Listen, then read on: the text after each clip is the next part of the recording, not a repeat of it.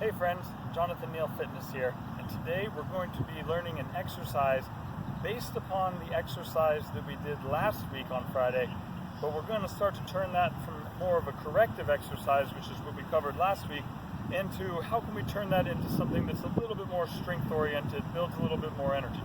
And basically what we're going to do is take the same exercise, we're going to add a little bit of weight to it, and here I've just got a 10-pound kettlebell for this exercise. You don't really need a lot of weight. You might even want to start with more of like a 5 or an 8-pounder, maybe even lighter, so you can get the movement.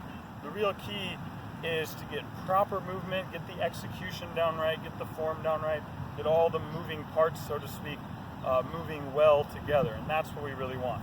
So without further ado, I'm going to show you what we're going to do. So if you remember from last week, and if you haven't checked it out, I highly recommend practicing the exercise from last week before this one. But just a little recap, we got in this little short lunge position, got the hands of the heart, we came down, we loaded into heel, we felt that energy in the glute, the core, we got a little twist, and then we would just kind of reach up and get that glute firing.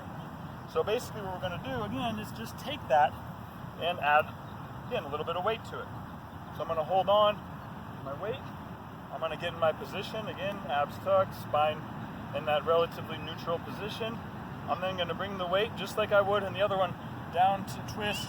I'm still loading into the heel, feeling that glute, drawing in that core, straightening that spine, and then I'm going to use that energy from the heel and the glute to drive that weight up, hold it at the top, feel that straight line energy down, and then slowly coil back down into that heel and glute.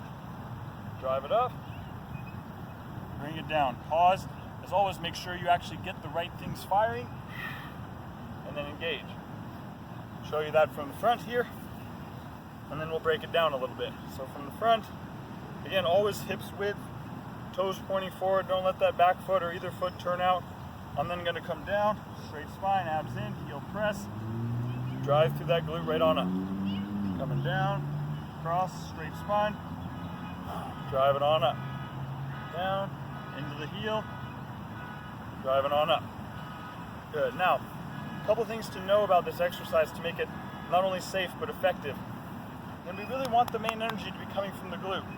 So if I come down here and I'm even a little bit pressing my weight into my toes instead of into my heel, the weight energy is going to shift to that knee and the quadriceps. Not something we want for this one. We're going to sink back. The heel presses, the abs draw in, that's going to get the glute. So we want to make sure that's the hinge, that's the energy that's actually driving that weight up. The other thing is that we don't, when we come up, want to hyperextend at the lumbar here. That is very dangerous, and we don't want to do that. We want full extension of the glute, lengthening the tailbone down, but not swaying into that lumbar. You're gonna have to really be careful with that one, pay attention. From the front, a few things to really be concerned or be careful about. Like I said, if the back foot's turning out, then the pelvis is in a twist, the lumbar is in a twist, and we don't want that. In fact, the main thing about this exercise is not allowing your hips and your lumbar spine to move. So as I come down, if I shift, I'm losing all the alignment, all the sling action that we're really looking for. So I gotta be careful, maybe even use a mirror in front of you, so that when you come down, if I'm shifting or if I'm turning, I can get all that squared away.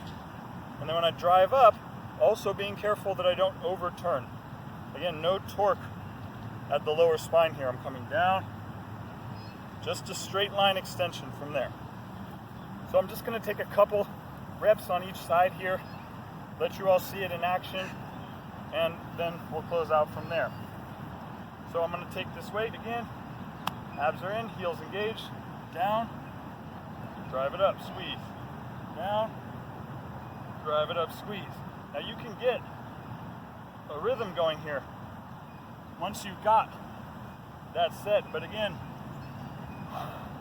we don't want to sacrifice our form for weight or for speed. So if adding more weight is breaking that form apart, it's not going to be worth it. It's going to be more dangerous, not higher risk, not really worth it. If moving faster is causing the form to break apart, slow it down.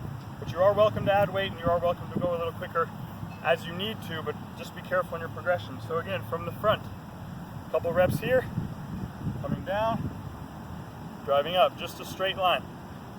Not letting anything turn past straight line. And then again, if I want to bring a little bit more rhythm, up, down, even letting it swing down a bit when it comes this way, so that you get a little momentum, a little bit extra squeeze out of that glute. So that's this exercise for today. This should really feel our glute, our core, our upper body all working together. This is what we want in a good exercise. Lower body, core, upper body integration, and the mind focused on what you're doing. So make use of this tool. Be careful with it. Like any tool, it is powerful, but we want to be careful when we use powerful tools. This has been Jonathan Neal Fitness. Thank you so much for watching. If you like this kind of content, please go ahead and like it. If you want to see more of it, I will be releasing a new exercise every Friday, so go ahead and subscribe.